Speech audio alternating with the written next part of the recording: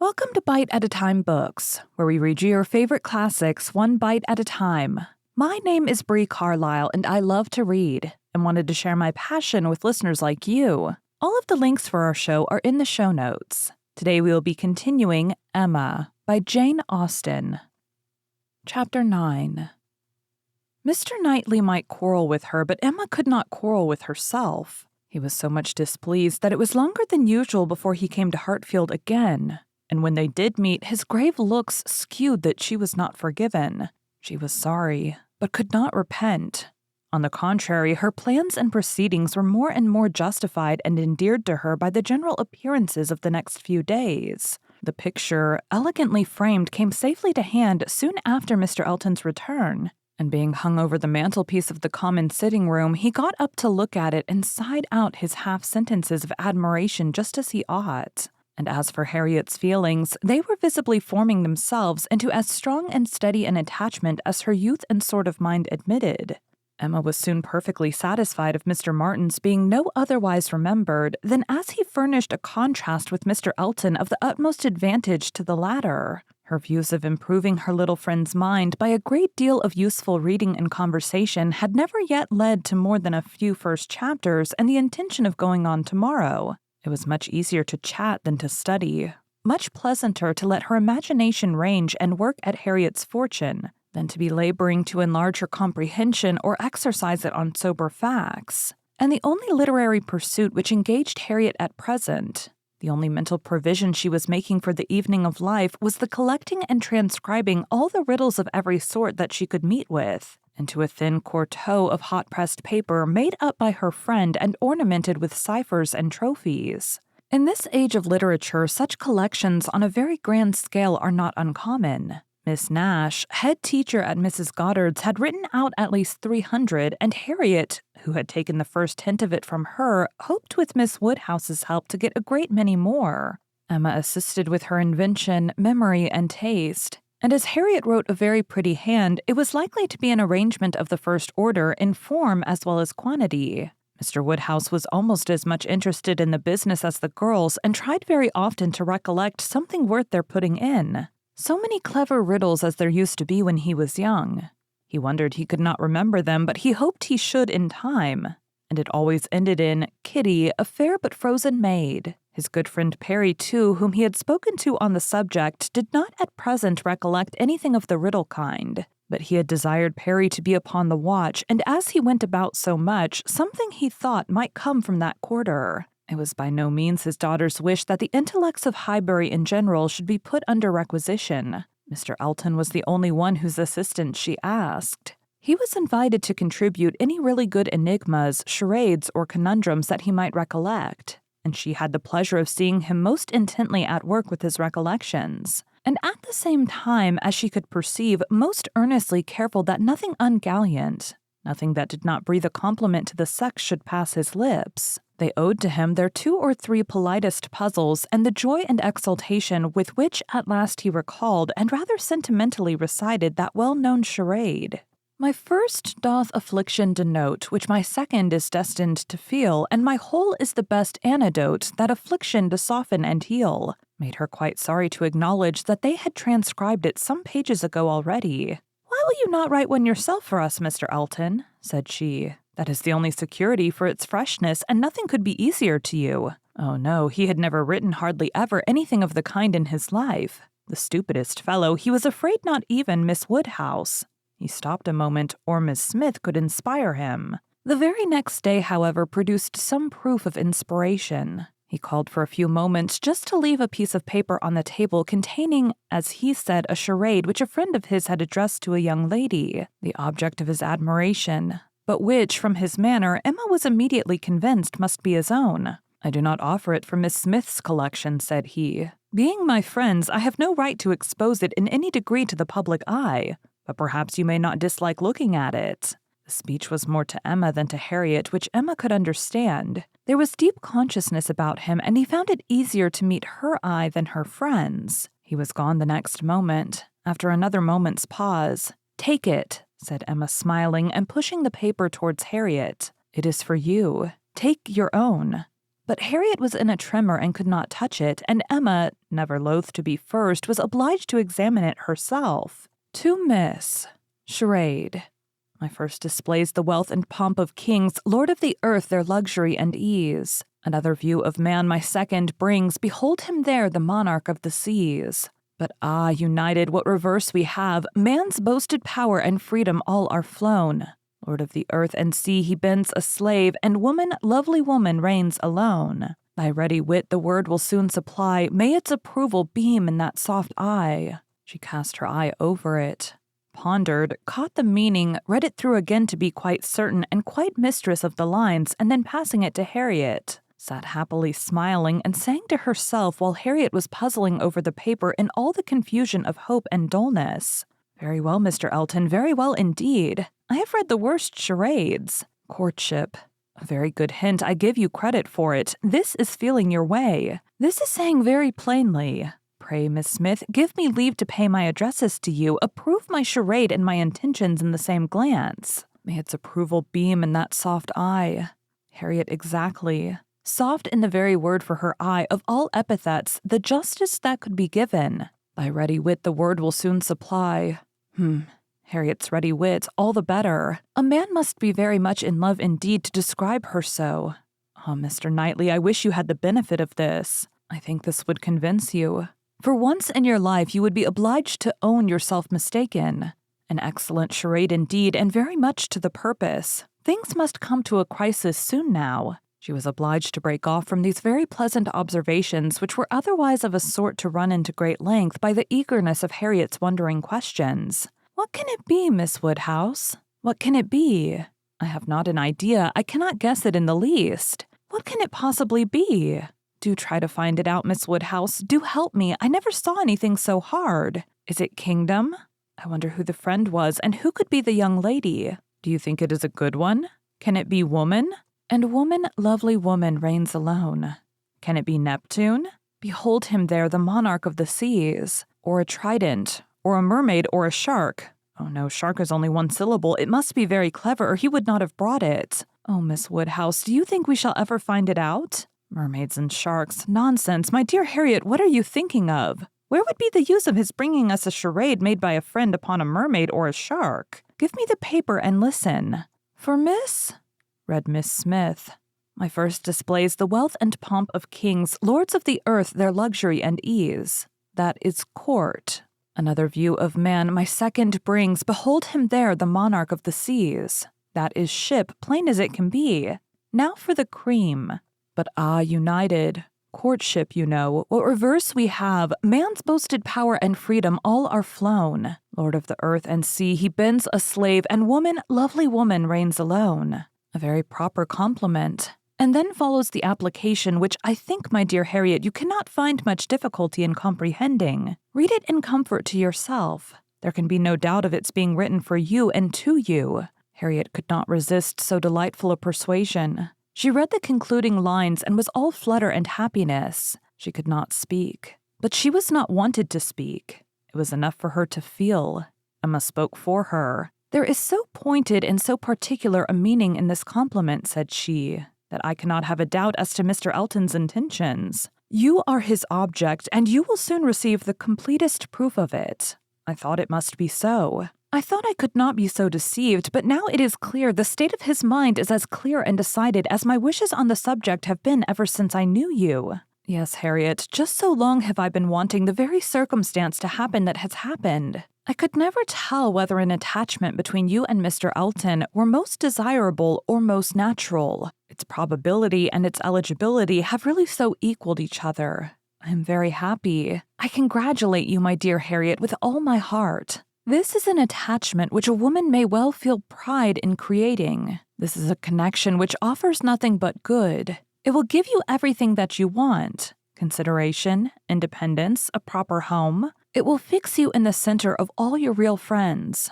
close to Hartfield and to me, and confirm our intimacy forever. This, Harriet, is an alliance which can never raise a blush in either of us. Dear Miss Woodhouse, and dear Miss Woodhouse was all that Harriet, with many tender embraces, could articulate at first. But when they did arrive at something more like conversation, it was sufficiently clear to her friend that she saw, felt, anticipated, and remembered just as she ought. Mr. Elton's superiority had very ample acknowledgment. "Whatever you say is always right," cried Harriet, "and therefore I suppose and believe and hope it must be so. But otherwise I could not have imagined it. It is so much beyond anything I deserve. Mr. Elton, who might marry anybody. There cannot be two opinions about him. He is so very superior. Only think of those sweet verses. To Miss. Dear me, how clever. Could it really be meant for me? I cannot make a question or listen to a question about that. It is a certainty. Receive it on my judgment. It is a sort of prologue to the play, a motto to the chapter, and will be soon followed by matter-of-fact prose. It is a sort of thing which nobody could have expected. I am sure a month ago I had no more idea myself.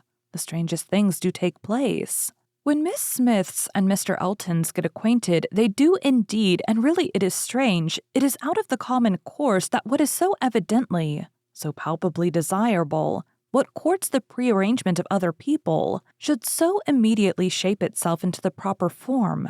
You and Mr. Elton are by situation called together. You belong to one another by every circumstance of your respective homes. Your marrying will be equal to the match at Randall's. There does seem to be a something in the air of Hartfield which gives love exactly the right direction and sends it into the very channel where it ought to flow. The course of true love never did run smooth. A Hartfield edition of Shakespeare would have a long note on that passage. That Mr. Elton should really be in love with me. Me of all people who did not know him to speak to him at Michaelmas. And he, the very handsomest man that ever was, and a man that everybody looks up to, quite like Mr. Knightley. His company so sought after that everybody says he need not eat a single meal by himself if he does not choose it, that he has more invitations than there are days in the week, and so excellent in the church. Miss Nash has put down all the texts he has ever preached from since he came to Highbury. Dear me, when I look back to the first time I saw him, how little did I think. The two abbots and I ran into the front room and peeped through the blind when we heard he was going by, and Miss Nash came and scolded us away and stayed to look through herself. However, she called me back presently and let me look too, which was very good-natured. And how beautiful we thought he looked. He was arm in arm with Mr. Cole. This is an alliance which, whatever your friends may be, must be agreeable to them, provided at least they have common sense. And we are not to be addressing our conduct to fools. If they are anxious to see you happily married, here is a man whose amiable character gives every assurance of it. If they wish to have you settled in the same country and circle which they have chosen to place you in, here it will be accomplished. And if their only object is that you should, in the common phrase, be well married, here is the comfortable fortune, the respectable establishment, the rise in the world which must satisfy them. Yes, very true. How nicely you talk. I love to hear you. You understand everything. You and Mr. Elton are one as clever as the other. This charade, if I had studied a 12-month, I could never have made any like it. I thought he meant to try his skill by his manner of declining it yesterday. I do think it is, without exception, the best charade I ever read. I never read one more to the purpose, certainly. It is as long again as almost all we have had before. I do not consider its length particularly in its favor. Such things in general cannot be too short. Harriet was too intent on the lines to hear. The most satisfactory comparisons were rising in her mind. It is one thing, said she presently, her cheeks in a glow, to have very good sense in a common way like everybody else. And if there is anything to say, to sit down and write a letter and say just what you must, in a short way. And another to write verses and charades like this. Emma could not have desired a more spirited rejection of Mr. Martin's prose. Such sweet lines, continued Harriet. These two last, but how shall I ever be able to return the paper or say I have found it out? Oh, Miss Woodhouse, what can we do about that? Leave it to me. You do nothing. He will be here this evening, I dare say, and then I will give it him back, and some nonsense or other will pass between us, and you shall not be committed. Your soft eyes shall choose their own time for beaming. Trust to me. Oh, Miss Woodhouse, what a pity that I must not write this beautiful charade into my book. I am sure I have not got one half so good. Leave out the two last lines, and there's no reason why you should not write it into your book. Oh, but those two lines are the best of all.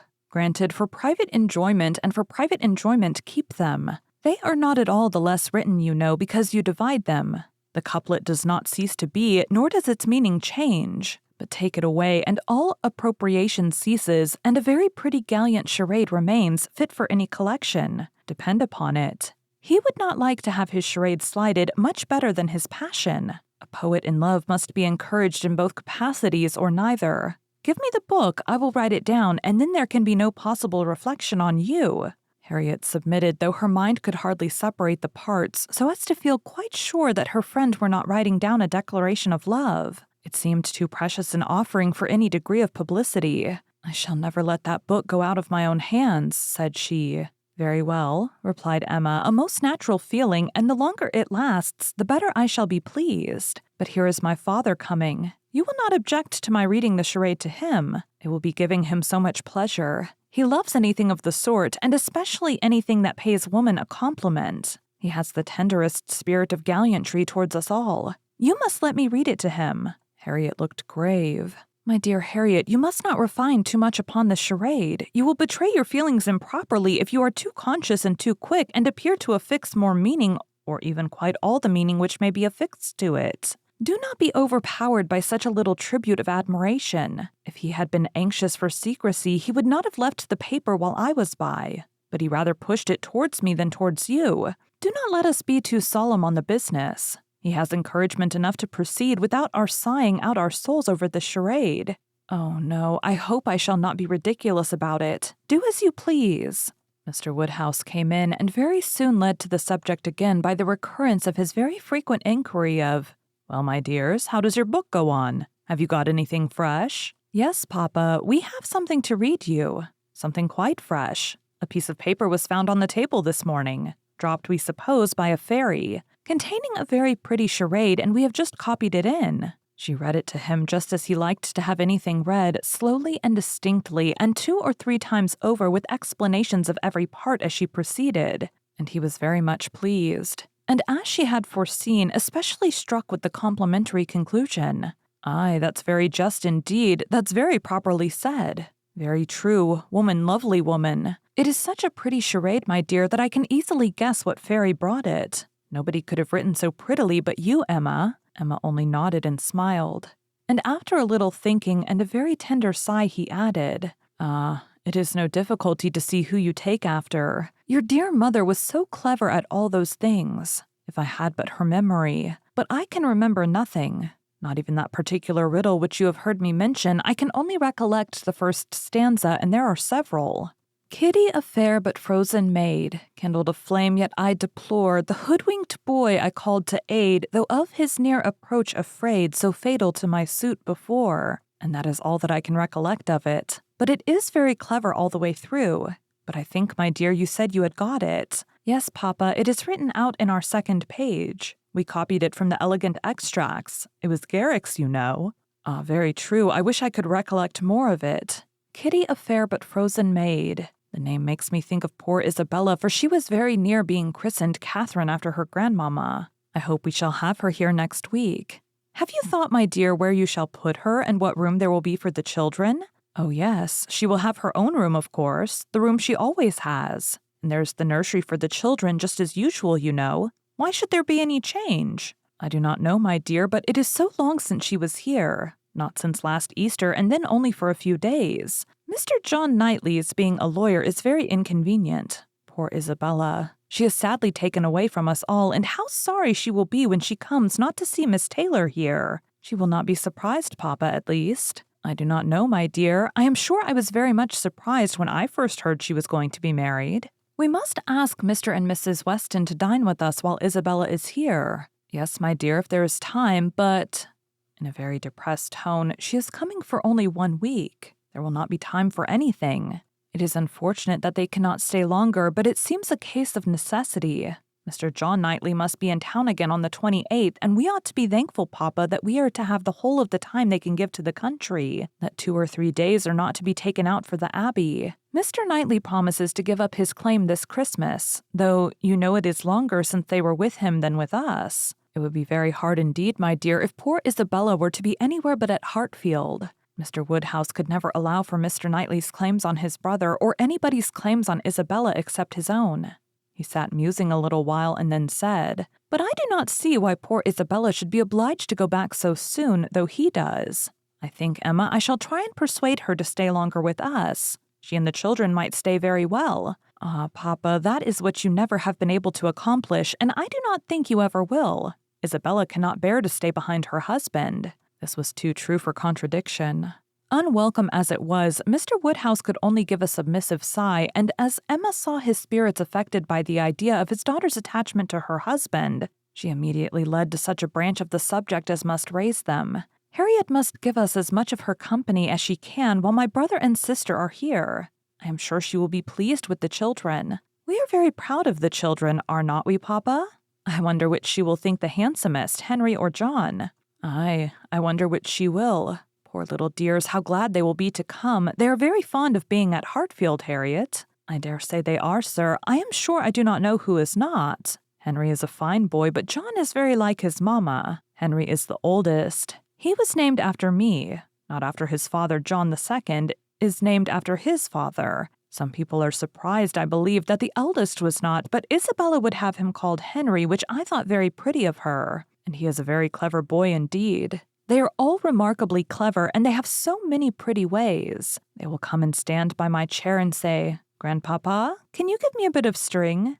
And once Henry asked me for a knife, but I told him knives were only made for grandpapas. I think their father is too rough with them very often. He appears rough to you, said Emma, because you are so very gentle yourself. But if you could compare him with other papas, you would not think him rough. He wishes his boys to be active and hardy, and if they misbehave, can give them a sharp word now and then. But he is an affectionate father. Certainly Mr. John Knightley is an affectionate father. The children are all fond of him. And then their uncle comes in and tosses them up to the ceiling in a very frightful way. But they like it, Papa. There is nothing they like so much. It is such enjoyment to them that if their uncle did not lay down the rule of their taking turns, whichever began would never give way to the other. Well, I cannot understand it.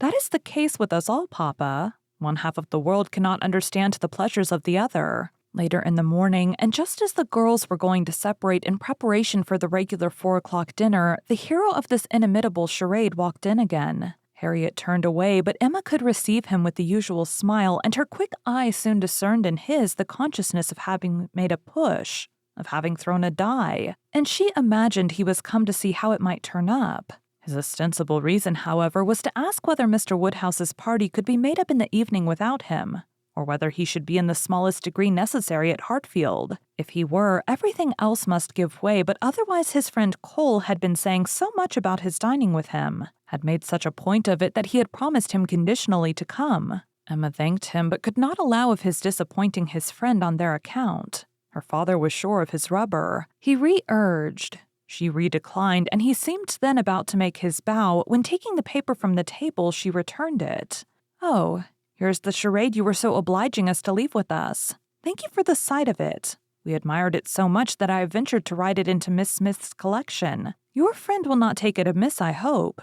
Of course, I have not transcribed beyond the first 8 lines. Mr. Elton certainly did not very well know what to say. He looked rather doubtingly, rather confused, said something about honor, glanced at Emma and Harriet, and then seeing the book open on the table, took it up and examined it very attentively. With the view of passing off an awkward moment, Emma smilingly said, "You must make my apologies to your friend, but so good a charade must not be confined to 1 or 2. He may be sure of every woman's approbation while he writes with such gallantry." "I have no hesitation in saying," replied Mr. Elton, though hesitating a good deal while he spoke, "I have no hesitation in saying, at least if my friend feels at all as I do, I have not the smallest doubt that he could see his little effusion honored as I see it." Looking at the book again and replacing it on the table, he would consider it as the proudest moment of his life. After this speech, he was gone as soon as possible. Emma could not think it too soon, for with all his good and agreeable qualities, there was a sort of parade in his speeches which was very apt to incline her to laugh. She ran away to indulge the inclination, leaving the tender and the sublime of pleasure to Harriet's share. Thank you for joining Bite at a Time Books today, while we read a bite of one of your favorite classics. All of the links for our show are in the show notes. We are part of the Bite at a Time Books Productions Network. If you ever wondered what inspired your favorite classic novelists to write their stories, what was happening in their lives or the world at the time, check out Bite at a Time Books, Behind the Story, Tuesdays wherever you listen to podcasts. Again, my name is Bree Carlile, and I hope you come back tomorrow while we take the next bite of Emma.